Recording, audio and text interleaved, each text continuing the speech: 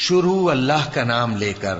جو بڑا مہربان نہایت رحم والا ہے۔ جب سورج لپیٹ لیا جائے گا اور جب تارے بے نور ہو جائیں گے اور جب پہاڑ چلائے جائیں گے اور جب بیاہنے والی اونٹنیاں یوں ہی چھوڑ دی جائیں گی اور جب وحشی جانور جمع کیے جائیں گے اور جب سمندر آگ ہو جائیں گے اور جب روحیں جسموں سے ملا دی جائیں گی اور جب اس بچی سے جو زندہ دفنا دی گئی ہو پوچھا جائے گا کہ وہ کس گناہ کے سبب قتل کر دی گئی، اور جب اعمال کے دفتر کھولے جائیں گے اور جب آسمان کی کھال کھینچ لی جائے گی اور جب دوزخ کی آگ بھڑکائی جائے گی اور جب بہشت قریب لائی جائے گی،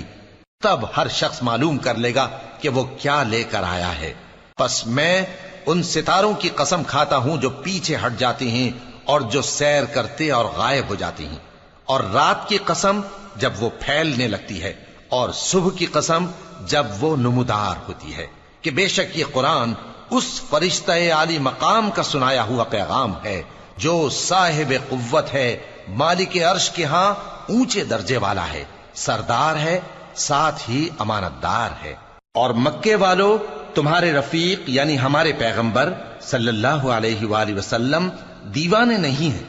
اور بے شک انہوں نے اس فرشتے کو آسمان کے کھلے کنارے پر دیکھا ہے، اور وہ غیب کی باتوں کے ظاہر کرنے میں بخیل نہیں، اور یہ کسی شیطان مردود کا کلام نہیں ہے۔ پھر تم لوگ کدھر جا رہے ہو؟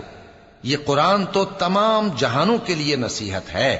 یعنی اس کے لیے جو تم میں سے سیدھی راہ چلنا چاہے، اور تم لوگ کچھ بھی نہیں چاہ سکتے مگر وہی جو اللہ رب العالمین چاہے۔